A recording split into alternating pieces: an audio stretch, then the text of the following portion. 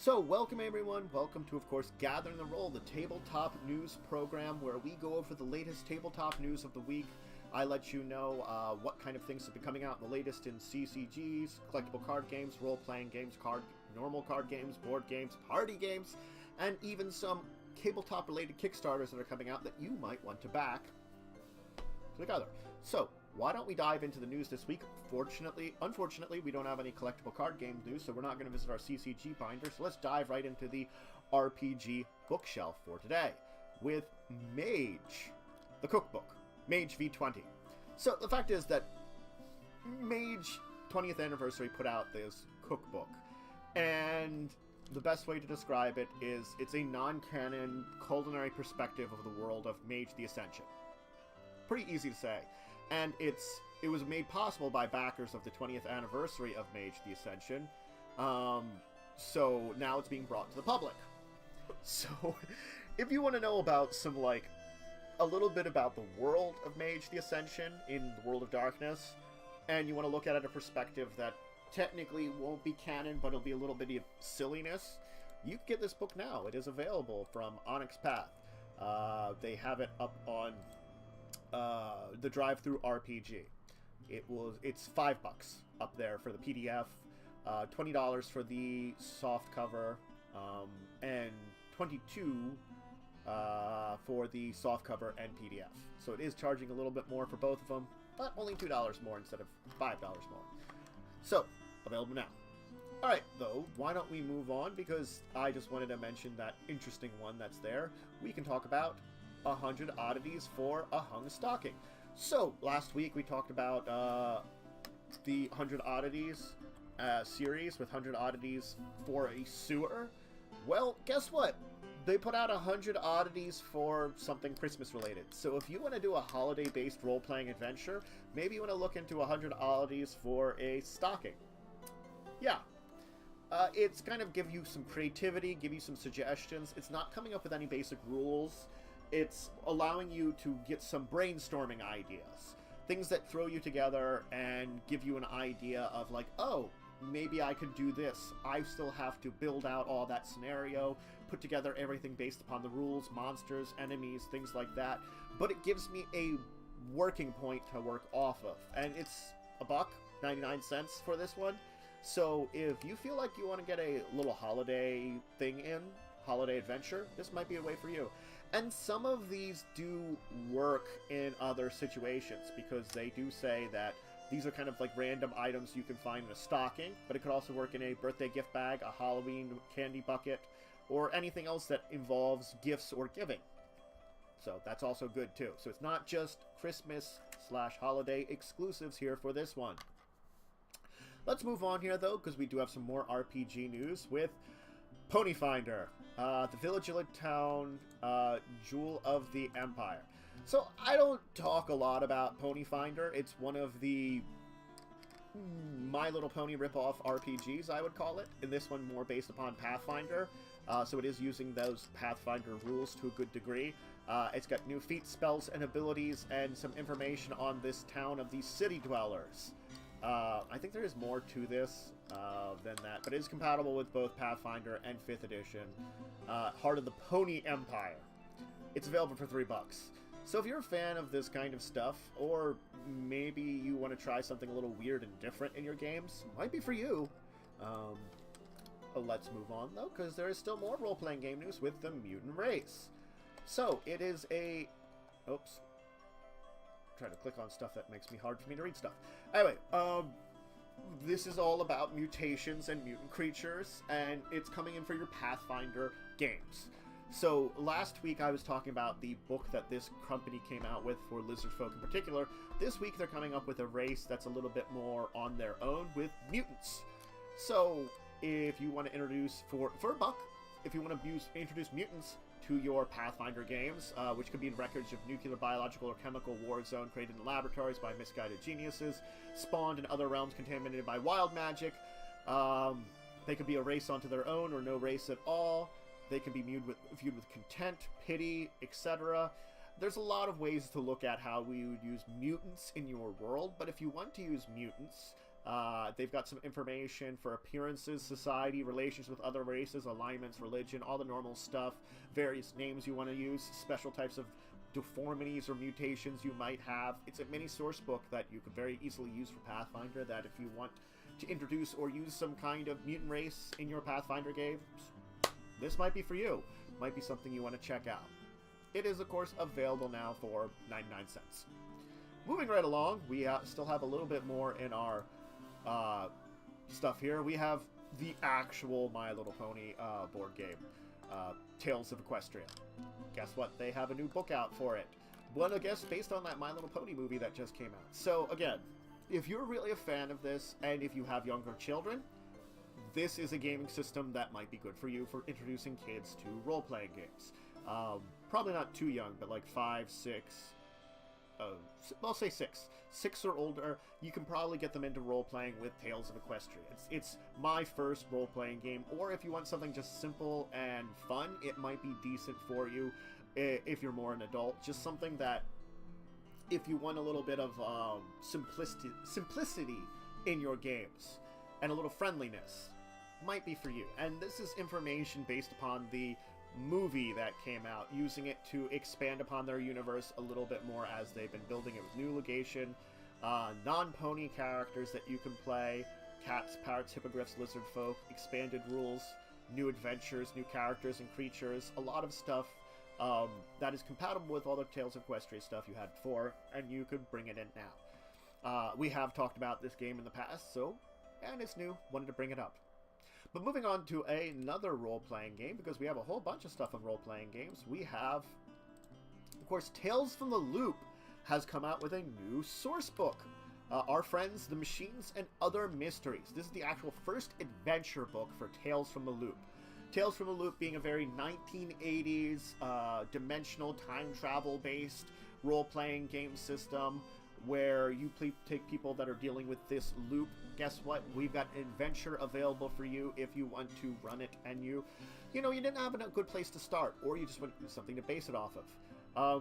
Toys are developing intelligence, a mystical mummy roams the beaches, weird events at the local game store, 4 wondrous machines, a guide to creating your own setting in this game, a lot of information. There's a lot of things going on here to help you increase and enhance your Tales of the Loop games. It's a product launch that they've put out now that you can check out in this very 80s-based game. So, it's definitely a one that I'm interested in trying out at some point in time, Tales from the Loop in general, and this might be a way for you to dive into it and try it out. It is 25 British pounds for the actual book for it, but it is available now if you want to do it. And it includes a number of little adventures for you to check out. 3 exact adventures and 3 kind of short things. A mixtape full of mystery, which is 8 short mysteries based on classic pop songs, blueprints for some things, a hometown hack, and then the Mummies of Mist, Horror Movie Mayhem, and Friends of the Machines are the 3 adventures that they sort of dive into in this large book. So this isn't just one kind of adventure you can roll. This is a couple adventures and some suggestions for adventures you can dive into. So, plenty available on this end. Alright, let's move on though, because that's it for our RPG table. We're going to move into our card game desk. We got a couple of card games to talk about with, and let's start with Loka, the card game. So, in the holiday series, many of us are meeting up with friends. Okay, this is a little game that you might want to play with friends as you're meeting up over the holiday. It's a card game for the whole family based on medieval card games. It can be played for 2 to 6 players, or even more if you use team-based gameplay, which they have some rules for. It's got fast core rules, fits in the space of 4 cards, basically, for the core rules that you're going to be using, and some advanced rules that you can put together. And it can either be used as local card, loka, the card game. It can be used as tarot cards, or tarot cards, or it can be used as a normal set of playing cards. It has 80 cards and a rules leaflet. The rules are in English, German, French, Spanish, Portuguese, and Italian. So it is a simple little family game with some fast rules that you can get now. And as I said, it has also alternate uses that you can use it as tarot cards and playing cards. This might be something you want to check out now just because of the interesting little art style that it seems to show off, and for multiple uses for different things that you might want to check out. Let's move on with our card game desk, though, because we have Dance of the Fireflies now available. So, this is a little bit about botanical gardens, hedge mages, well laid out floral arrangements. It's trying to create a beautiful arrangement of flowers by bidding the fireflies onto different plant cards. Who creates the best garden wins the role of the horticulturist of the entire kingdom. It's for 2 to 6 players, and you're basically trying to get the best garden. Easiest way to say it. $25 available. It comes with 84 flower cards, 6 firefly counters. It's for 15 to 30 minutes, ages 8 up. Each player is allowed a set of 7 fireflies, one being a royal firefly, more powerful than the regular fireflies. In each round, the players bid on flowers in the flower clock using the fireflies. They can plant a flower from their hands into one of their gardens, secretly bid a royal firefly, and also discard one of the cards in their hand to the compost heap, so they can bid on a second firefly on a flower clock. Each of 6 types of beautifully colored flowers has a special ability which characters can utilize to form combos, add benefits to their play. There's additionally orchids and weeds which can be used. Players add bonuses to gardens or attack opponents' gardens. Wow, it's all about gardening, flowers, and fireflies. Pretty interesting little one here, and a different take on some card games now. Let's talk about some stuff out from Fantasy Flight, because Fantasy Flight always likes us to get out. From Legend of Five Rings of Card Games, Meditations on the Ephemeral is out now. With the Great Clans almost at war, the new Emerald Champion holds the weight of Rokugan on their shoulders. Yes, pretty simple kind of little thing there. It's the final cards to complete the set of Magistrates, additional cards and holdings for the Imperial trait, cards that expand upon the themes initially established in the core set. Of course, we have the Magistrates for the Beauties of Law, the Powers of Extended, with Phoenixes and Scholars and things like that. And beyond now, they are planning out more stuff. But if you want to continue to expand upon your Legend of the Five Rings, the card game, it's another Dynasty pack that's available for you now to check out. Alright, Netrunner, or Android Netrunner, the card game. Now, this is a game that has been out now, but their revised core set for Netrunner is available. That's what we're talking about here. It's for 2 players, 30 to 60 minutes. It's all about... it's a dystopian world that kind of takes on a lot of hints from something like Shadowrun. Effectively, you have one side, which is a corporation, and the other side, which is a Netrunner. And the Netrunner is hacking into the system of the corporation. Pretty simple there. And they've got a lot of updates for it. This 2-player dystopian cyberpunk future that really takes a lot of influence from Shadowrun and some of the terms and stuff. It's very close to it. So if you like the Matrix sort of net running side, or the runnings on the Matrix side of Shadowrun, you'll probably really love this 2-player game that takes on a lot of roles of it.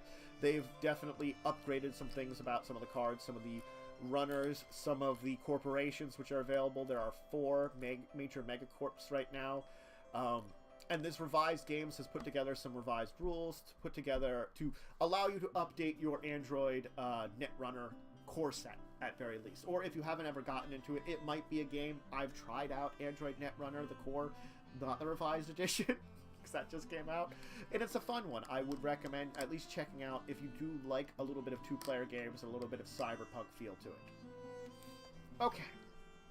Let's move on, though, because we're going to our board game pile, and we have a couple of board games to talk about, and let's start with the Gaia Project.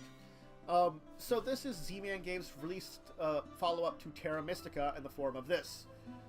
Instead of just building a world to your liking, you're now spreading them out the stars and making entire systems.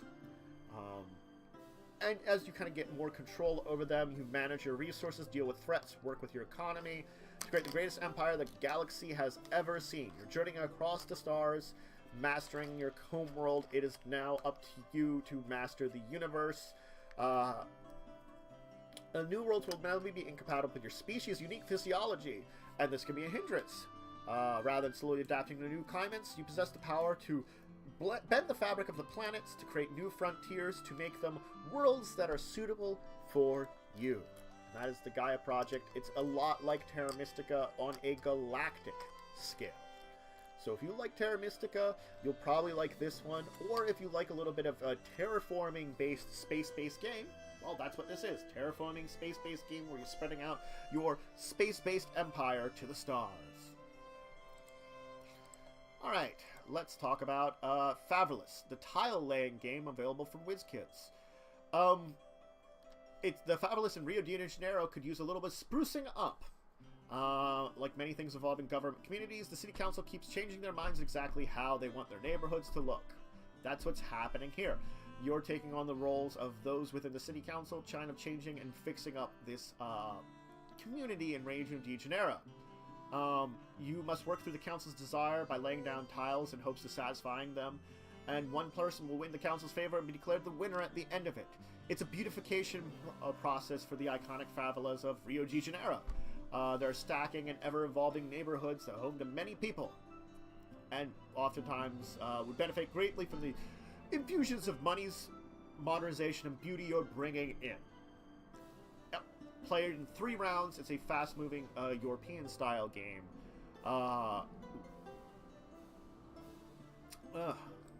Sorry. And I think that's the basic about. 2 to 4 players, 30 to 45 minutes. Trying to miss that one there. I'm like, wait, there's time for this one. What is the time? Oh god, missing it. Anyway, let's move on though to the last of our board game pile, to Jungle Joust. So, jousts are cool. Or at least sometimes you like a good joust. I mean, I've enjoyed going to things like Medieval Times and similar places where they have good jousts, or you can check out a joust at one of the Renaissance fairs. They're fun, they're interesting, you might want to check them out. But if you were looking at animal characters and pick any animal that might be better for a jousting horse, well, you could have something like here, a rhino. And that's where Jungle Joust gets in here.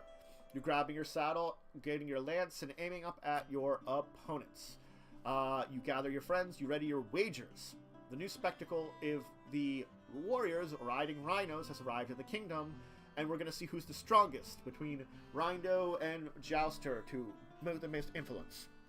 It takes the player through a roller coaster of a world of underground gambling, because you're gambling on these jousters is effectively what it is.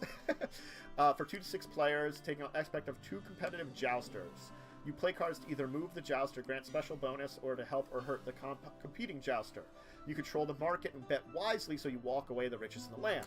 So effectively, you're influencing both the outcome of the actual joust, while placing your bets and moving your own money around in different places so that your jousting side wins, you get the pot, you win the money. So it's a combination of controlling jousting and controlling the bets, for a little bit of information from that. So it's an interesting combination of a little things there, that it involves, you know, a interesting level of both of these things, gambling and dragon control, or and jousting control. But let's move on though, because we have some of our Kickstart display to talk about. We have a couple more games. Let's talk about Dragon Scales. So this is a pre-made adventure that is available now. It is funded with 12 days to go. It wasn't looking for a huge funding. It's for 5th edition, 100 pages of dungeons for D&D characters from 2 to 6 level. So it's a lot of pages for the backer level here. For about $7, you receive 3 adventures with this one. For about $9, you get the Dragon Scales Adventurer Booklet. Because the Adventurer Booklet, that's 4 adventures in PDF format, is what they're putting together. Sorry, let me get a drink here before I continue.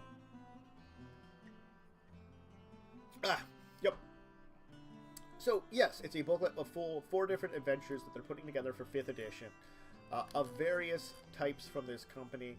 It's for enough adventures to take your characters from 2 to 6 levels, wilderness and dungeon adventures, role-playing opportunities, adventure and challenges across a region that they're building, called West Riding, full-colored hand-drawn maps, monster stat blocks that you don't have to reference other game materials, so it's easier to see there. The town of Steadwine will be in there. There are some other game maps. So there's a lot of stuff put together here. There's a relic from Rachel at level 2 adventure, Taint of Chaos level 4, the base of Baron Backfire for level 5, and the Messalinian Crypt for level 6. Those are the 4 adventures that you will have. So it's a pretty simple backing. It is funded. It's something that if you want a couple of adventures for your 5th edition games and you want something a little different, this might be something for you to check out and fund. You know, they're very simple, small adventures, and they're for low-level campaigns. Check it out now if you're interested. Let's move on, though, to Red Sonja, Hercules Legacy. So, we've got Conan. We haven't really talked about Red Sonja. We don't have really a role-playing game for Red Sonja, but we have a board game for Red Sonja. And that's where it's coming to Kickstarter here. It's a cooperative adventure game for up to 4 players. You and your allies will choose from many quests before traveling through the realms to search for artifacts, treasures, monsters, and adventures. So it is 1 to 4 players, cooperative play. It's a modular tile adventure quest, dice and card-based combat system. It's for 60 to 90 minutes. And for certain games that this company has produced, it would cross over with their existing games, may we note, which is important to say. It is funded. It just hit its funding by $6, and it's 27 hours to go before this is finished. So, if you are interested, now might be the time to check it out, because it is definitely reaching the end of it. You can get a digital copy of the game for $10, or you can get a physical copy for $45 of the Hercules Legacy Core retail copy, and some stretch goals and things like that all together. So you can choose what you want. 45 is probably the way you would really going to go if you're interested in the Red Sonja board game, cooperative fantasy adventure board game. This is it, based on the, of course, comic book line, and I think there was a movie, and there's been some other stuff, but this is the next in the board game. Let's move on, though, in our Kickstarter corner to Krampus Knocked. So, you know, there's the naughty and nice list that you can get on through Santa. It's, you know, the naughty list, normally you get coal, but if there's always those legends of the evil Krampus, who doesn't like you being on the evil list and goes after you with switches and takes you away. So, getting and staying on the nice list is all it is about in this card game. It's a card game of Yule Love. It's for 2 to 6 players. It has 72 illustrated card. Plays about 20 minutes. The games can be won individually, or you can add up points from game to game. There's a few rules and a quick setup. You have to get to and stay on the top of the nice list, which is laid out on the table using players' character cards. If you get knocked off either by another player or by Krampus, you can happen. The higher on the nice list you are, the more at the end, the more points you score if you want to do multiple games, if you're doing points games. Gift givers from Legend and Lore will help you, and if you've done enough good deeds, which are fun and funny cards that you collect and play throughout the game, you can get to that top of the list. Because Krampus likes to knock people off the list at all times, and might be gunning for you. So, this is about a 1/8 of the way funded, a little more than that. Between an 1/8 and a 7th of the way funded. It's 15 days to go. You know, you can check it out if you're interested in seeing something that has a little bit of Christmas theme to your board games, and you might want to try playing it. This is one that you could definitely get into and check out. It's a short little small game about getting on Santa's good side for the holidays. Alright, Santa Chaos is up on Kickstarter too, for Magnetic Football Fantasy Team. Yeah. Alright. So, you want to customize your Chaos team for that gaming system with this. It's 16 players for Fantasy Football, combined of 4 Chaos Candas, 1 Reindeer Minotaur, and 4 Satyrs in resin. So, I'm going to keep this one simple because, again, I'm not a big expert on these miniatures game. But it is almost funded. It is 15 days to go. They are about $200 from their funding. and they were going for like 3,000 some. Technically in euros they were originally. They're going for 3,000 euros. But if you are interested, it's got magnetized parts to put together. You come with those 16 different players to your team. It's got a Santa Chaos board. You can get some other basically early bird things. It's the Chaos team sort of thing. It is a miniatures fantasy football battler out that is available now. You might want to check out. So if you like football, you like miniatures games, this might be for you. And hey, this has the holiday theme to it. Available now. Finally, I want to talk about one we talked about previously on the show. Hey, guess what? Late Pledges is open for Museum Rush. Now, we talked about Museum Rush previously, both on Gathering the Roll here and discussing Tabletop briefly, but those of us that missed it and still want to give some support to this game about stealing from a museum while avoiding security guards and security, it is available for some late pledges up through January 12th. They basically opened it up. It's powered by Backer Kit, a great deal on the game, which comes bundled with the Kickstarter exclusive Cleaner miniature, the Thief card, plus appropriate stretch goals and component upgrades. So now, if you still are interested in this game, you missed out on the Kickstarter, but you want both what came with it, plus some of the stretch goal bonuses and Kickstarter exclusive stuff, you can now get a copy of it, basically, by checking out it. I will leave a link in the description of this when I put it up on, of course, YouTube, that you can check this out and still back it and still get some stuff from this interesting Kickstarter for this interesting board game, which has been funded. All right, so that's it for the news for this week. We're getting into that holiday week, so there's not as much tabletop news, but I've shared with you everything that we've seen out now. Now, I will be back next week on Tuesday, back to the normal schedule, after Christmas, for those of you that do celebrate it. Though we will be back this Saturday for discussing Tabletop, of course. If you have any questions about any of these news stories or anything else Tabletop related, you can either leave it in the comments of this video when it's up on YouTube. You can tweet to me at my Twitter or to Joe and Worm from Discussing Tabletop. You can message me on Discord. You can email us at discussingtabletop@yahoo.com. Let us know your questions related to any of these tabletop games and information, or just in tabletop questions in general, and we'll answer them during the show to the best of our abilities on Saturday, or it's in the descriptions if it's something simple that I can quickly answer for you for. I can also do it there. But I'll be back next week. I hope everybody has a great rest of the day, and I'll see you all